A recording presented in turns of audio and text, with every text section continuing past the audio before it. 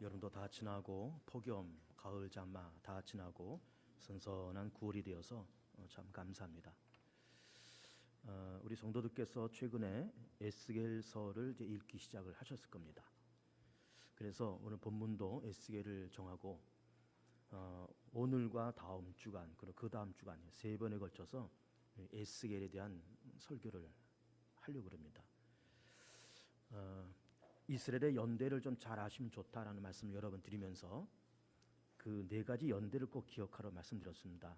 우선은 1000년과 900년과 그리고 721년과 586년 이 네 가지 연대를 기억하라 말씀을 드렸습니다. 나라가 세워졌을 때 주전 1000년, 나라가 분리됐을 때 900년, 북왕조의 멸망이 721년, 남왕조의 멸망이 586년 이렇게 된다 그랬습니다. 그러면 우리가 지금 에스겔을 이렇게 보면서 에스겔이 누구일까? 에스겔은 이런 사람입니다. 남왕조 유다에서 활동했던 사실은 제사장입니다. 선지자가 아니고 제사장이었는데 그러게 586년 바벨론 침략을 받으면서 많은 사람들이 포로로 끌려갔잖아요. 끌려갔을 때 포로 가운데 한 사람이 에스겔입니다. 제사장이었지만 이렇게 포로로 끌려가서 아마도 바벨론 땅에서 선지자로 부름을 받은 것 같습니다. 그래서 인생 초반기에는 이제 제사장으로 살았지만 인생 후반기에는 또 선지자로 산 그렇게 참 특별한 임무와 사명을 감당했던 그런 사람이었다 이렇게 보는 겁니다. 구약 성경에서는 이렇게 제사장과 선지자를 겸해서 했던 사람들이 많이 등장합니다. 이제 그 가운데 한 사람이 이제 에스겔인 것이죠. 그러면서 이제 포로로 끌려온 이후에 한 30년 정도 지났습니다. 그러면서 그 바벨론 땅의 그발 강가에서 예루살렘을 바라보면서 아마도 나무 그늘에 앉았겠죠. 나무 그늘에 앉아서 예루살렘 쪽으로 이렇게 얼굴을 향하고 그러면서 지금 예루살렘은 바벨론 침략을 받아서 무너지고 불타고 그리고 가난하고 약한 사람들이 거기 남아있고 우리는 포로로 끌려와서 여기서 벌써 수십 년이 지나고 있고 그러면서 저 예루살렘이 언제 회복될 것인가 그리고 우리가 지금 포로로 잡혀왔는데 이 포로에서 우리는 언제 돌아갈 것인가 라고 하면서 예루살렘을 그리워하면서 향수에 젖어 있을 때 하나님께서 에스겔의 마음을 감동하셔서 영안을 열어주시면서 그러면서 말씀하시고 계시하시고 환상 가운데 보여주신 그 내용들을 기록한 책이 에스겔입니다. 그러면서 우리가 이제 계속 보겠지만 이 에스겔서에서는 세 가지의 중요한 사건이 등장을 합니다. 첫째는 이제 우리가 1장을 읽지 않았지만 이제 조금 이따 보겠지만 1장에 나와 있는 그 생물 환상이에요. 생물.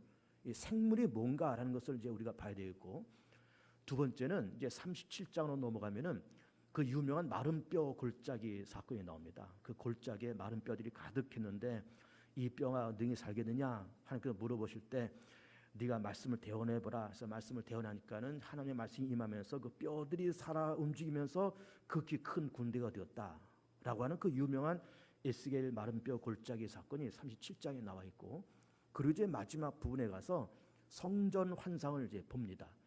이미 예루살렘은 무너졌지만 무너진 예루살렘이 어떻게 다시 건축될 것인가라는 환상을 보여주면서 그 환상 속에 본 성전을 에스겔 마지막 부분에서 그렇게 말씀을 하시고 있습니다. 그래서 초반에는 생물에 대한 이야기 그리고 중간쯤에는 마른 뼈 이야기 마지막에 가서는 성전 환상 이렇게 세 가지의 큰 이야기들이 등장을 하고 있고 오늘은 생물에 대한 이야기 좀 말씀드리고 다음 주에는 마른 뼈 골짜기 그 다음 주에는 성전 환상에 대한 이야기를 3주간에 걸쳐서 말씀을 드리고자 합니다. 그래서 우리 성도들께서 우리가 지금 에스겔 2장을 읽었는데 1장을 좀 보겠습니다. 사실은 오늘 1장, 2장을 다 보려고 합니다. 1장을 보시면 1장 1절에 30째 해 넷째 달 여기서 30째 해는 에스겔이 포로로 끌려왔다고 그랬잖아요. 포로로 끌려온 지 30년 되는 해 그 말입니다. 그러니까 꽤 오랜 기간 있었죠. 30년 되는 해에 초닷새에 내가 그발 강가 사로잡힌 자 중에 있을 때 하늘이 열리며 하나님의 모습이 내게 보이니 그래서 하나님께서 그발 강가에 앉아 있는 이 에스겔에게 환상과 계시와 말씀을 그렇게 보여주십니다. 그발 강가라고 하는 것이 어디일까? 화면이 준비되어 있을 텐데 그발강을 한번 좀 보여주시길 바랍니다. 그발강. 예, 이게 빨간색으로 점선 놓쳐 있는 것이 그발강이죠. 이제 왼쪽에 지중해가 있고 그리고 이제 거기 두로, 다메섹, 사마리아, 예루살렘 이게 있잖아요. 저기 지금 이스라엘 땅이고 그리고 밑에 톡 튀어나온 저희가 시나이 반도고 바벨론 제국. 바벨론 제국 저희가 지금의 사우디아라비아쯤 될 거라고 봅니다. 사우디아라비아. 그리고 위에 아수르가 있고 그리고 오른쪽에 유브라데스 강, 티그리스 강이 흐르면서 이것이 이제 페르시아 만으로게 흘러 들어가죠. 그러면서 그 유브라데스 강, 티그리스 강이 있는 그 어간에는 어떤 작은 지천, 여기가 바로 그발강이다 이렇게 보는 것이고 지금의 이라크 땅이다 이렇게 생각하면 되겠습니다. 대충 이렇게 저 지도를 머릿속에 그리시면서 그러니까 유브라데스 티그리스 강 하류쯤에는 어떤 지류다 이렇게 보면 되겠습니다. 이제 그림을 내리면 되겠습니다. 자, 저 그발강가에 앉아서 우리가 좀 전에 본 것처럼 왼쪽에 예루살렘이 있잖아요. 그래서 그발강 나무 그늘 밑에 이제 앉았을 거라고 보는 것이고 왼쪽에 있는 예루살렘을 바라보면서 고향을 그리워하고 언제 돌아갈까, 언제 예루살렘이 건축될까 라는 것을 사모할 때 하나님께서 계시와 환상을 열어주신 것이 에스겔서다라고 하는 거예요. 그러면서 우리가 이제 특별히 보고자 하는 것이 뭔가 하면은 1장에 나와 있는 그 생물입니다. 생물. 그 말씀이 어디 있는가 하면 1장의 5절을 봅니다. 1장 5절. 그 속에서 네 생물의 형상이 나타나는데 그들의 모양이 이러하니. 여기서 생물이라고 하는 거는 어떤 살아 움직이는 구체적인 존재라는 거잖아요. 어떤 생명체라는 거잖아요. 네 생명체를 전통적으로 어떻게 해석하는가 하면은 이거는 하나님의 뜻을 받아서 이거를 이 땅에 실천하는 어떤 천군 천사 가운데 하나다 이렇게 보는 겁니다. 그 생물의 형상을 보는데 이 생물이 우리가 흔히 생각하는 이 지구 땅에서 보는 그 생물이 아니에요. 얼굴이 4개가 달려 있습니다. 그래서 보시면 나타나는데 그들의 모양이 이러하니라. 그들에게 사람의 형상이 있더라. 그들에게 가까운 4 얼굴과 4 날개가 있고 그들의 다리는 곧은 다리요 그들의 발바닥은 송아지 발바닥 같고 광낸 구리 같으며. 얼굴이 4개라는 거예요. 그래서 10절을 보면 그 얼굴들의 모양은 넷의 앞은 사람의 얼굴이요 넷의 오른쪽은 사자의 얼굴이요 넷의 왼쪽은 소의 얼굴이요 넷의 뒤는 독수리 얼굴이니. 그러니까 우리는 이 얼굴이 이 머리 정면에 이렇게 있잖아요. 얼굴이. 그런데 이 생물체는 이 정면에만 있는 것이 아니라 양옆에도 있고 뒤에도 있다는 겁니다. 그래서 앞에는 사람의 모습, 뒤에는 소의 모습, 양옆에는 독수리의 모습과 사자의 모습을 하고 있는 그런 생물체고 4개의 날개가 있고 발은 송아지 발바닥 같은데 구리같이 빛난다. 구리같이 빛난다. 그래서 또 그것만 있는 것이 아니라 그 밑에 바퀴도 있습니다. 15절을 보면 내가 그 생물들을 보니 그 생물들 곁에 있는 땅 위에는 바퀴가 있는데 그 4 얼굴 따라 하나씩 있고. 그러니까는 이거를 그림으로 그리기도 참 어렵고 상상하기도 참 어려운 그런 생물체예요. 얼굴이 4개인 그런 생물체고 날개가 4개고 송아지 같은 발을 갖고 있고 그 밑에는 바퀴가 움직인다는 거예요. 바퀴가. 그러면서 이 바퀴가 일사불란하게 여기도 갔다가 저기도 갔다가 아주 일사불란하게 바퀴가 움직이면서 동시에 이 생물체가 소리도 낸다는 거예요. 그 소리가 24절에 있습니다. 24절 보면 생물들이 갈 때 내가 그 날개 소리를 들으니 많은 물소리와도 같으며 전능자의 음성과도 같으며 떠드는 소리 곧 군대의 소리와도 같더니 그 생물이 설 때 그 날개를 내렸더라. 그래서 자 얼굴이 4개다, 4 날개 있다, 송아지 같은 발이 있다, 그 밑에 바퀴도 있다, 일사불란하게 움직이 있다. 그리고 어마어마한 군대와 같은 그런 소리를 내고 있다. 이게 생물이라고 하는 것이고 이거를 천군천사라고 그렇게 얘기를 하는 겁니다. 그러면 하나님께서 왜 이런 기이한 형상의 생물체를 에스겔에게 그렇게 보여주고 계셨을까? 여기서 우리가 이 말씀을 해석할 때 우리가 성경을 뭐 예를 들어서 얼굴이 4개니까 사람의 얼굴은 뭐고 소의 얼굴은 뭐고 독수의 얼굴은 뭐고 바퀴는 뭐고 하면서 A는 B, B는 C, C는 D. 그래서 이거를 이렇게 뭐 퍼즐 맞추는 식으로 이렇게 짜 맞추면은 이 말씀을 해석하는 것이 어렵고 그렇게 되면 왜곡됩니다. 하나님의 말씀은 그렇게 해석하는 것이 아니에요. 우리가 그 전에 수요일 날 요즘 이제 수요일에 그 옥중서신을 이제 보고 있지만 그 전에는 이제 시편도 읽었고 또 욥기도 읽었고 그 전에 또 요한계시도 읽었고 다 그랬잖아요.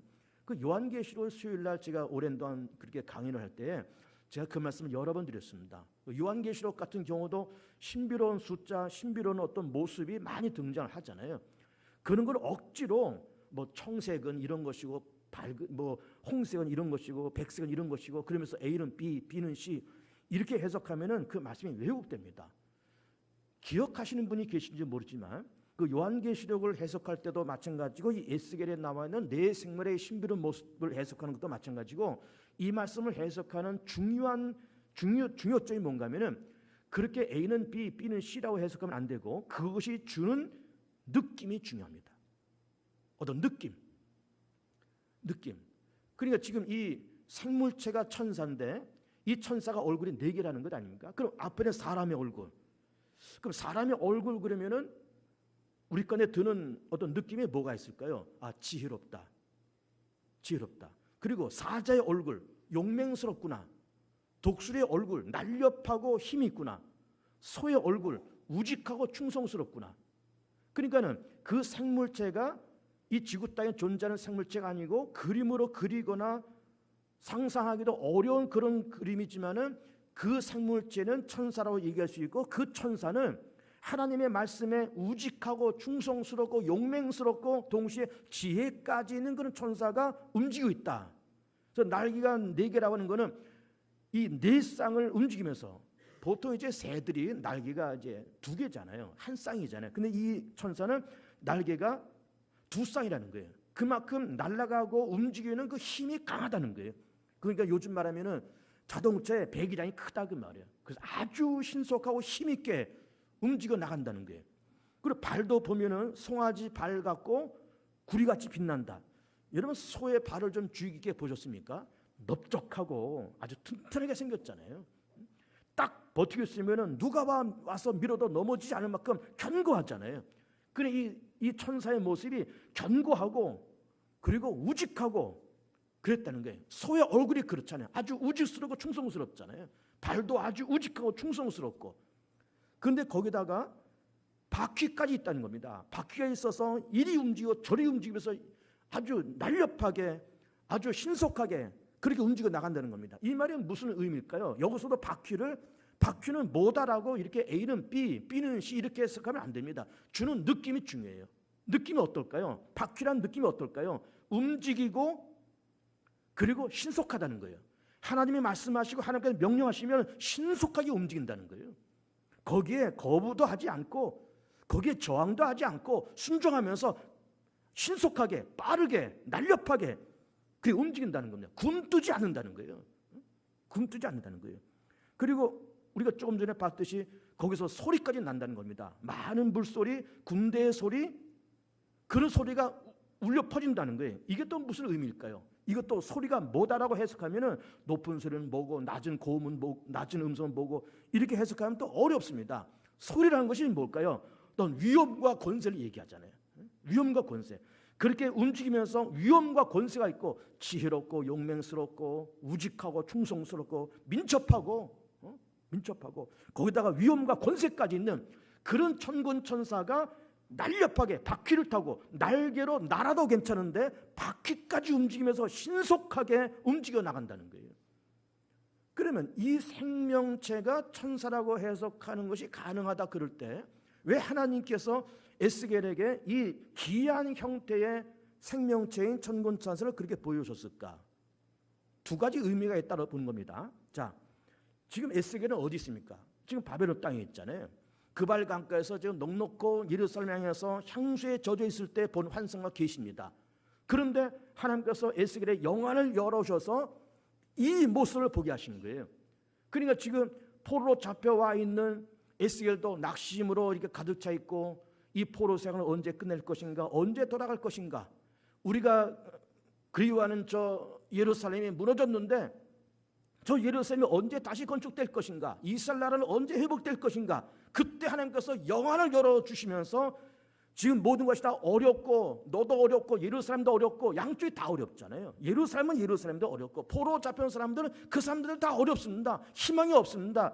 그럼에도 불구하고 희망이 없는 너희들 이 두 군데 가운데서 힘과 권세와 민첩한 힘을 갖고 있는 천군 천사가 바퀴를 달고 위에서는 날개를 밑에서는 바퀴를 움직이면서 신속하게 움직이고 있다는 것을 보여주시고 있는 거예요. 육안으로 보이는 것은 낙심되고 절망스럽습니다. 근데 영의 눈을 뜨고 보니까 하나님이 포로 생활 70년 동안 하나님께서 아무것도 안 하고 그냥 가만히 계셨던 것이 아니라 그 70년 동안에 이 생명체인 이 천군 천사를 통해서 말씀하시고 명령하시면서 부지런히 예루살렘 재건을 준비하시고 부지런히 바벨론을 무너뜨리시고 부지런히 바사 왕의 고레스의 마음을 감동하셔서 포로 잡혀있는 이 사람들을 다시 돌려보내는 그 작업을 부지런히 하고 계셨다는 거예요. 하나님은 놀고 뒷짐지고 계셨던 것이 아니었다는 거예요. 70년 동안 그 생명체를 중심해서 부지런히 일하고 계셨다는 거예요. 부지런히. 놀라운 얘기 아닙니까? 여기서 에스겔이 희망을 얻은 겁니다. 아, 그렇구나. 내가 지금 포로로 잡혀온 지 30년이 되었고 얼마나 포로 생활을 더 하는지 나는 알 수 없는데 무너진 예루살렘이 언제 건축되고 무너진 이스라엘 세가 언제 건축될지 나는 알지 못하는데 하나님은 그 생명체를 통해서 그 천군 천사를 통해서 부지런히 지금 역사하고 계시는구나. 이걸 에스겔이 본 거예요. 아, 그렇구나. 희망이 있구나. 우리가 아무것도 없이 맥없이 이렇게 있었지만 하나님은 그냥 계신 것이 아니고 무엇인가 부지런히 준비하고 계셨구나. 이걸 본 겁니다. 이걸 본 거예요. 자, 우리 이제 구약 성경을 보면은 그 유명한 욥기가 나옵니다. 자, 우리가 아는 것처럼 욥은 동방의 의인이고 많은 부자였고 많은 사람들한테 존경받는 그런 사람이었는데 하루아침에 그의 재산이 다 날아가고 아들, 딸 다 죽고 그러지 않습니까? 그래서 물론 결론적으로 보면은 이 욥이 갑절의 축복을 받고 정말 귀로 듣는 그 하나님을 눈으로 뵙고 그런 영광을 얻었지만은 그럼 욥이 무너지면서 다시 재건될 때까지 그 시간이 이게 10년인지 20년인지 알 수가 없습니다. 그러면 예를 들어서 짧게 10년이나 그럴 때 10년 동안 그러면 욥이 그렇게 그의 인생이 무너지고 가정이 무너지고 몸에 병 들어서 고통 가운데 있을 때 하나님은 10년 동안 가만히 계셨을까? 그것이 아니었다는 거죠. 에스겔에 나오는 이 생물을 그 욥기에 대입한다 그러면은 만약에 욥이 10년 동안 고통을 당했다 그러면은 그 10년한 그 시간 동안에 하나님께서 이 생물체, 이 천군 천사를 움직이시면서 욥이 회복되고 욥이 새로운 아들, 딸들을 낳고 욥이 몸도 마음도 건강해지고 그런 거를 준비하고 계획하셨던 시간이 그 시간이었고 부지런히 하나님은 욥의 회복과 갑절의 축복을 준비하셨다. 이렇게 보는 것이 옳은 해석인 겁니다. 옳은 해석이에요. 열왕기를 보면은 우리는 지금 남왕조 유다를 집중적으로 요즘 보고 있지만은 열왕기를 보면은 거기에 북왕조 엘리사 시대의 이야기가 잠깐 등장합니다. 엘리사는 엘리야의 제자잖아요. 그러면서 자기 스스로부터 갑자기 영감을 받은 사람입니다. 그러면서 이 엘리사가 도단성에 있으면서 아람 군대가 자꾸 쳐들어와요. 근데 이 엘리사는 신실한 사람이고 믿음의 사람이기 때문에 아람 군대가 언제 어느 곳으로 쳐들어올지를 다 알아서 왕한테 보고하면서 왕이시여 아람 군대가 몇 날 며칠 어딜 통해서 옵니다. 다 왕한테 보고를 하는 거예요. 그럼 왕이 다 이걸 다 막잖아요. 이걸 몇 번 동안에 이 아람 나라 경험을 하면서 도대체 누구 때문에 우리가 자꾸 전쟁에서 자꾸 실패하냐, 우리까지 무슨 첩자간이냐, 도대체 어떻게 된 거냐 했더니 누군가 알려주기를 엘리사라는 사람 때문에 그 사람이 다 알아서 다 미리 막고 있다. 그러니까는 야, 그럼 엘리사를 찾아 죽이자, 체포하자. 그러면서 엘리사가 도당성에 아람 군대가 쳐들어옵니다. 엘리사의 사환이 겁을 먹으면서 선생님이시여, 지금 아람 군대가 겹겹이 지금 여기를 지금 둘러치고 있는데 우리 좀 죽게 생겼는데 좀 빨리 어떻게 대책을 좀 세워야 되지 않겠습니까? 그랬더니 엘리사가 하는 말이 하나님이시여 이 사환의 눈을 열어서 하나님의 세상을 보게 해 주옵소서 했더니 이 사환의 눈이 열리는데 무엇이 보이는가 하면은 도단성에 일단 아람 군대가 쳐들어왔지만 그 아람 군대보다 수천 수만 배 더 많은 천군 천사가 그 불말과 불병거가 그 도단성과 엘리사를 잔뜩 포위하고 있는 것을 눈으로 보게 된 거예요. 영안이 띄어서 보게 된 거죠. 영안이 띄어서. 그러니까 지금 에스겔이 그발 강가에서 눈을 뜨면서 내 생물을 본 것처럼 이 엘리사도 마찬가지고 엘리사의 사환도 일단 육안으로는 아람 군대가 보이지만은 영안이 열리니까는 아람 군대 수천 수만 배의 천군천사와 불말과 불병거를 보게 되었다 그 말이에요. 보게 되었습니다. 믿음이라고 하는 것이 뭔가라는 것을 그동안 여러 번 말씀을 드렸고 또 최근에 하박국을 읽으면서 하박국의 주제는 오직 의인은 믿음으로 말미암아 살리라 그 말씀이잖아요. 그 하박국의 말씀을 보면서 제가 믿음이 뭐냐라는 것을 이게 설명해 드린 적이 있어요. 그때 제가 어떻게 해석했는가 하면은 믿음이라고 하는 것은 나와 너, 그리고 나와 하나님을 묶는 긍정적인 끈이다 이렇게 해석을 했습니다. 그러면서 오늘 이 시간에는 믿음이라는 것을 달리 해석을 해보고 싶습니다. 그래서 사실 뭐 비슷한 말씀이긴 하겠지만 믿음이라고 하는 것은 육안으로 보이지 않는 신령한 세계, 육안으로 보이지 않는 하나님의 세계를 느끼고 감지할 수 있는 그 힘, 그 깨달음, 이것이 믿음이다 이렇게 해석을 해보고 싶습니다. 그렇잖아요. 에스겔이 그런 위기에 빠졌을 때 영안이 열려서 하나님께서 그 눈을 열어서 생문을 보게 하시고 엘리사의 사환도 눈을 열어서 육안으로는 아람 군대가 보이지만 영안이 열리니까 천군천사 불말과 불병거가 보이듯이 우리도 육안으로는 이런 일이 저런 일이 보이고 육안으로는 복잡한 일, 속상한 일, 걸림돌, 별것이 다 보이지만 영안이 열려서 하나님의 세계를 본다 그러면 하나님의 신령한 세계를 보면서 천군천사가 우리의 인생을 호위하고 있고 천군천사가 개봉주한길을 보호하고 계시고 천군천사가 이 한반도를 보호하고 계시는 하나님의 불말과 불병거를 볼 수 있는 그런 영안이 열리길 축복합니다. 우리나라 기독교가 들어온 것을 카톨릭은 1784년에 들어오고 우리 개신교는 1884년에 들어왔어요. 한 100년 늦게 들어왔습니다. 우리 개신교가. 그럼 어쨌든 개신교를 중심에서 본다 그러면은 한 130여 년의 우리 개신교 역사를 갖고 있는 겁니다.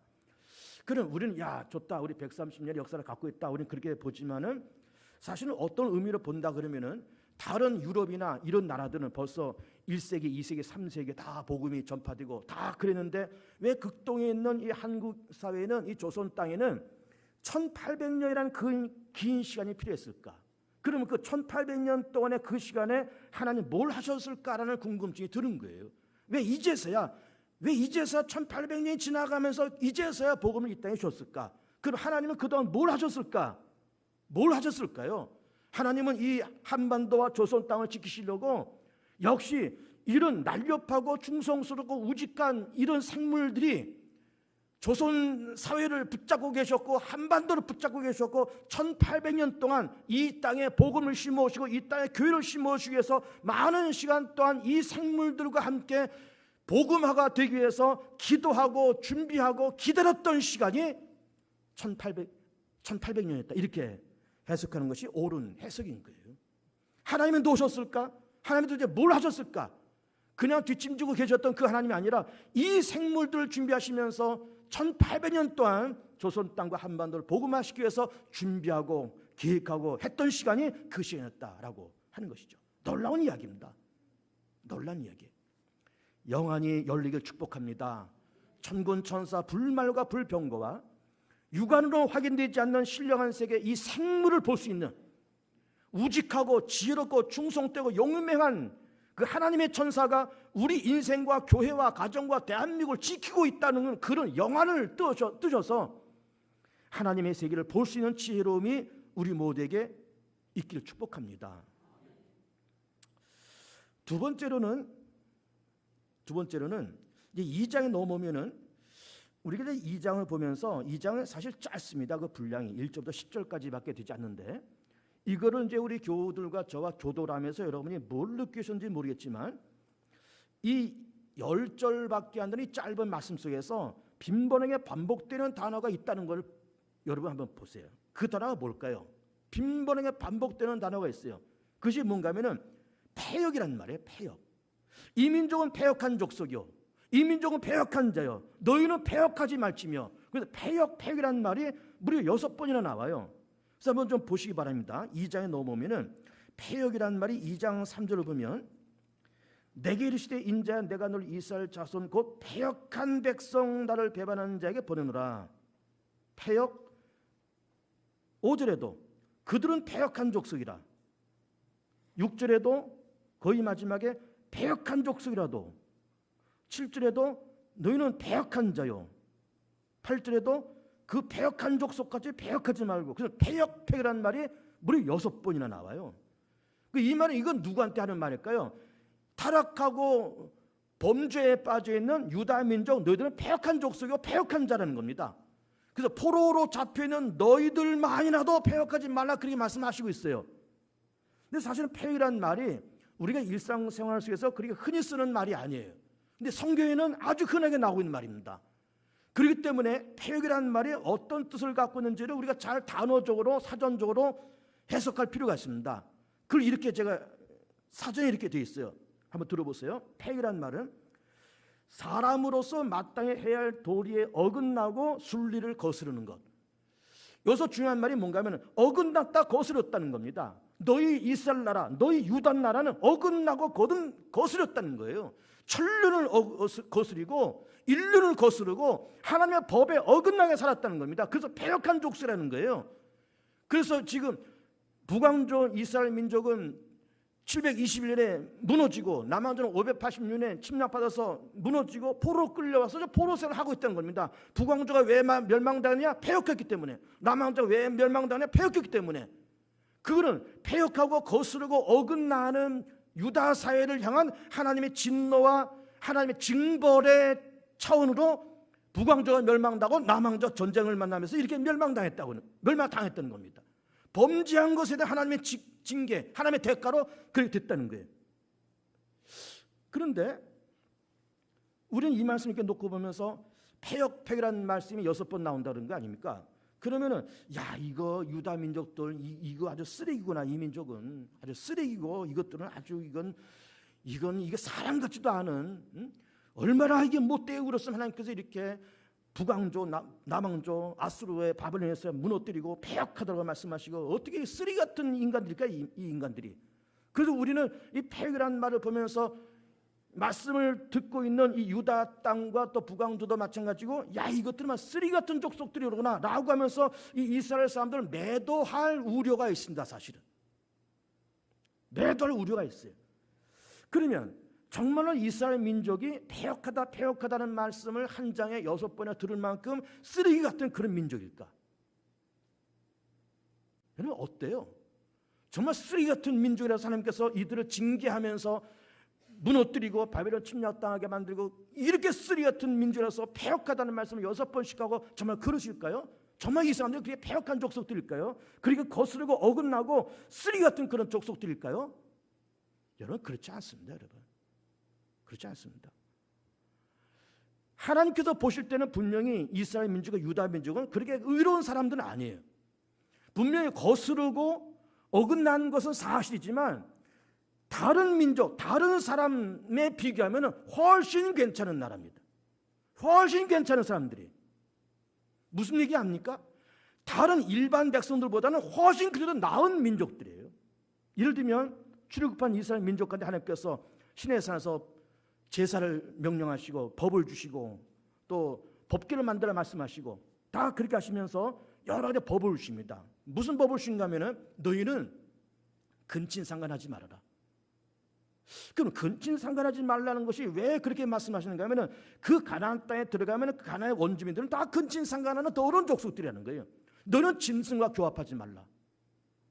상상하기도 힘든 말씀을 하시는 거예요. 너희는 짐승과 교합하지 말라. 이거 당연한 것 아닌가라고 생각하지만은 가나안 땅의 원주민들은 그렇게 살고 있었다는 거예요. 그렇게. 너희는 동성하지 말아라. 상상도 안 되는 얘기지만은 남자가 남자를 보고 여자가 여자를 보고 음욕을 품고, 남자와 남자가 간에 성관계 갖고 여자와 여자가 간에 성관계 갖고, 너희는 그렇게 하지 말라고 말씀하시는 것은 상상하기도 힘든 그런 말씀인데 이미 가나안 땅의 원주민은 그렇게 살고 있었다는 거예요. 무슨 얘기 아시죠? 너희는 자녀를 불태워서 몰록신에게 바치지 마라. 여러분, 내가 내 배 아파서 낳은 그 아들 딸을 불에 태워서 몰록신에게 제물을 바친다는 것이 상상이 됩니까? 상상이 안 되는 건데 이미 가나안 땅의 원주민들은 그렇게 하고 있었다는 거예요. 그러니까는 출애굽한 이스라엘 민족이 이렇게 해서 어쨌든 나라가 세워지고 남북이 분열되고 이렇게 어려움을 당했지만은 패역하다는 말씀을 여러 차례 하고 있지만은 그래도 이스라엘 민족은 다른 민족과 비교하면 상당히 괜찮은 나라고 상당히 괜찮은 민족입니다. 하나님께서 보실 때는 물론 잘못된 것이 많지만 사람의 표준으로 보면 상당히 괜찮은 나라예요. 제가 예를 들어볼까요? 결정된 증거를 얘기해 볼까요? 아브라함은 주전 2000년 사람입니다. 그래서 아브라함이 갈 때 울에서 출발해서 그다음에 하란 땅을 거쳤다가 가나안 땅으로 옵니다. 시간이 흐른 다음에 아브라함 부인이 사라가 죽어요. 그래서 아브라함이 어쨌든 이 자기 부인을 장사 지내려고 매장지를 찾아보니까는 마땅치가 않은 겁니다. 아직 자기 땅이 없어요. 근데 거기에 해족속들이 살고 있습니다. 해족속이 사는 곳에 막벨라 굴이라는 참 괜찮은 굴이 있어요. 여기 묘지를 쓰면 참 좋겠습니다. 그래서 그 해족속한테 찾아가서 이만저만해서 우리 집사람이 죽어서 내가 좀 매장 좀 찾고 있는데 이 막벨라 굴이 보니까는 매장하기가 참 좋을 것 같으니까 이 굴과 이 땅을 좀 나한테 좀 팔라 이렇게 얘기를 하는 거예요. 그랬더니 해족속이 하는 놀라운 얘기를 들어보세요. 창세기에 나오는 말씀이에요. 놀라운 얘기 하는데 어르신, 당신은 하나님께서 세우신 지도자이신데 아니 어르신 그냥 뭐 우리한테 무슨 뭐 우리가 무슨 돈을 받고 이걸 팔겠습니까? 그러지 마시고 그냥 사모님 여기다 잘 장사 지내시고 또 이 여분의 땅도 그냥 여기서 그냥 편안하게 계시고 또 누군가 가지고서 누군가 또 세상을 떠나면 이 막벨라 굴을 중심에서 다 매장지로 쓰십시오라고 거저 가져가래 거저. 나중에는 아브라함이 정당한 돈을 주고 그 밭을 사지만 해족속 사람들이 그 땅을 아브라함한테 거저 주고 있어요 거저. 그럼 보세요. 해족속은 가나안의 원주민이고 아브라함은 이른바 굴러온 돌입니다. 이방 사람이고 강 건너서 물 건너온 사람이고 이방 뜨내기입니다. 원주민이 뜨내기한테 땅을 그냥 준다. 그것도 그냥 농사지고 집진 땅이 아니고 죽은 사람을 매장하는 매장주로 그 땅을 거저준다. 상상하기 어려운 일입니다. 그런데 해족속이 그 땅을 아브라함한테 돈 받지 않을 테니까 그냥 갖다 쓰라는 거예요. 그 왜 그랬을까요? 그만큼 아브라함이 비록 객지 사람이지만 가나안 땅에 도착해서 해족속 비롯한 모든 원주민들이 아브라함이라는 사람을 보고 그의 자손들과 그의 가족을 보니까 윤리적으로 도덕적으로 종교적으로 참 괜찮은 사람들이었어요. 참 괜찮은 사람이었어요. 그러니까는 그냥 갖다 쓰라는 거예요. 자, 예루살렘이 586년에 바벨론에서 무너집니다. 그리고 바벨론은 곧바로 페르시아한테 망해요. 망합니다. 페르시아 왕 고레스라는 왕이 이렇게 나라를 정치하다 보니까 바사국의 고레스예요. 어느 한 동네 유대인이라는 사람이 살고 있는 거예요. 아무래도 이 포로들이 포로로 잡혀와서 흩어져 살지 않고 모여서 살았지 않았겠습니까? 어느 부락을 이뤄서 포로들이 모여 사는 거예요. 근데 모여 사는 히브리인들 그 포로들이 살아가는 모습 보니까 품위가 있고 격조가 있고 사람들이 진실되고 그러면 바벨론이었던 바사국이었던 그 포로들을 그냥 먹여 살리고 그렇게 했겠습니까? 일을 시켰지 않았겠어요? 농사를 됐든 뭐가 됐든 일을 시켰을 텐데 그 일을 깔끔하게 또 잘하는 거예요. 그 바사국의 원주민들보다 다른 민족보다 일을 잘하고 열심히 깨끗하게 하는 거예요. 그러면서 고레스가 볼 때 야 저쪽에 사는 히브리인이라는 사람들이 저기 집단으로 거주하고 있는데 그 사람들 살아가는 모습을 이렇게 내가 보니까 참 사람들이 괜찮고 참 인격적이고 참 도덕적인 기준도 윤리적인 기준도 참 높은 사람이고 저 사람들 참 신실한 믿음의 사람들이고 맡긴 일 깨끗하게 잘 처리하는 사람들이고 참 괜찮은 사람들인데 저 사람들이 도대체 누구냐라는 궁금증을 갖게 됐겠죠. 그래서 예를 들어서 야, 저 사람들이 도대체 누구냐 좀 알아봐라 이제 시켰을 것이고 신하들이 가서 이렇게 조사해 보니까 저 동네에 사는 그 히브리 사람이라는 사람들은 얼마 전 우리가 바벨론 무너뜨렸지 않습니까? 그때 그 바벨론이 있을 때 느부갓네살 왕이 예루살렘 침략해서 이렇게 다 데리고 온 포로들이랍니다. 고레스의 그 말 듣고 그래 그 사람들 본래 이 본토 사람들이 아니고 저 예루살렘 사람들이야? 그냥 뭐 돌려 보내주지. 뭐 그 사람들 아니어도 우리 사람이 많고 기술자들 많은데 굳이 뭐 저 사람들 보니까 참 괜찮은 사람들이고 품 있는 사람들인데 돌려 보내자라고 해서 고레스를 하나님께서 고레스의 마음을 감동하셔서 고레스가 이 포로들을 석방시켜 준 겁니다. 그 석방시켜준 그 연대가 포로로 잡혀온 지 몇 년? 70년의 그 일이 생긴 거예요. 그래 물론 하나님께서 고레스의 마음을 감동하셔서 70년 포로 생활이 끝나기도 했겠지만 거기 모여 사는 히브리 사람들의 살아가는 모습이 그 양태가 범상치 않았다는 거예요. 다른 민족보다는 훨씬 도덕적이고 윤리적이고 종교적으로 깨끗한 사람들이고 어떤 윤리의식이나 도덕의식이 뛰어난 사람이라고 하는 걸 우리는 알 수 있는 겁니다. 여러분 지금도 그러신다. 지금도 유대인들 상당히 괜찮은 사람들이에요. 다른 민족보다 유대인들 상당히 괜찮은 사람들입니다. 단지 예수를 그리스도라고 받아들이지 않는 것 외에는 상당히 괜찮은 사람들이에요. 그런 민족이고 아브라함의 백성이 그런 민족이었기 때문에 다른 민족보다는 상당히 괜찮은 사람들인데 왜 하나님은 그렇게 패역하다고 말씀하시면서 순리에 어긋나고 거스린 것에 대해서 그렇게 징계를 하고 계실까? 왜 징계하실까? 패역했기 때문에 징계했다는 것이 아니라는 것을 우리는 알 수 있어요. 상당히 좋았다 그랬잖아요. 인격적으로 품위적으로 괜찮은 민족이에요. 근데 왜 징계했을까? 그 이유가 뭘까? 친아들이기 때문에 그래요. 친아들이기 때문에. 이해가 됩니까? 히브리서 12장 2절 말씀 보면 이렇게 기록되어 있습니다. 징계는 다 받는 것이거늘 너희에게 없으면 사생자여 친아들이 아니니라. 친아들이니까는 때리고 채찍질하고, 친아들이니까는 징계하시고, 친아들이니까는 패역하다라고 야단도 치시고, 친아들이 아니면 나와 아무런 상관이 없는 아들 같으면은 저것들이 타락하든 말든 병들든 죽든 상관없는 거예요. 근데 얘가 내 친아들이니까 중요한 사람이고 중요한 민족이고 특별한 사명을 갖고 있는 그런 사람들이고 그런 민족이기 때문에 패역하다라고 야단치시면서 징계하시는 거예요. 왜 그럴까? 친아들이니까. 사명을 갖고 있는 백성이기 때문에. 사명을 갖고 있는 백성이기 때문에. 초등학교 한 5학년에 6학년쯤 되었다고 생각됩니다. 제가 그때쯤 무슨 일이 있었는가 하면은 요즘도 이제 여름방학이 개학할 때잖아요. 아마 지난 주간에 여름방학 다 개학했을 텐데 과거에는 방학이 아주 길었습니다. 7월 중순서부터 8월 말까지 한 40일 내지 45일이 방학이었어요. 근데 그렇게 방학을 하면은 학교에서 숙제를 많이 내줍니다. 두툼한 방학책, 또 그 방학책 외에도 선생님이 문제집 같은 거만 이렇게 프린트해서 다 나눠주고 이거 나 이거 풀어오라 그러고 준비물은 뭐 이렇게 뭐 과제부터 얼마나 많은지 뭐 곤충 채집도 해라, 식물 채집도 해라, 뭐 먹으로 이걸 갈아서 붓글씨도 하나 써라, 시도 하나 써봐라, 그림 일기도 써라, 뭐 공작품도 하나 만들어와라, 뭐 별 방학 숙제가 이만큼 있는 게 이만큼. 근데 제가 국민학교 6학년 뭐 우리 교도도 다 마찬가지지만은 그 많은 방학 숙제를 10가지를 다 하는 아이들이 아무도 없습니다, 사실은. 그래서 나는 개학 무렵에 나도 사실 다 못했어요. 10가지를 내주셨다 그러면 한 7가지나 8가지 정도 준비했어요. 그럼 개학하는 날 그걸 다 가져갔습니다. 다른 아이들은 몇 개 준비했을까요? 다른 아이들은 3개, 4개, 5개 거기에 왔다 갔다 하는 거예요. 그럼 나는 7, 8개 준비하면서 다른 아이들보다는 상당히 많이 준비했고 다른 아이들은 나보다 훨씬 준비를 못했는데 개학식 하는 날 과제물 다 제출해. 선생님이 그러실 때 나도 과제물 다 제출했는데 선생님이 저를 부릅니다. 박종호, 예, 일어나. 예, 이 교탁이죠, 교탁. 교탁에 손대고 이렇게 엎드렸잖아요. 한 절반쯤 엎드렸잖아요. 엉덩이를 막대기로 한 서너 대 때리시더라고요. 서너 대 때립니다. 나만 때려요. 그리고 들어갔습니다. 난 선생님이 왜 날 부르고 왜 나만 때렸는지를 몰랐습니다. 그것도 선생님한테 물어볼 수가 없어요. 선생님이 왜 나만 불렀습니까? 왜 나만 때리십니까? 라고 물어볼 수가 없습니다.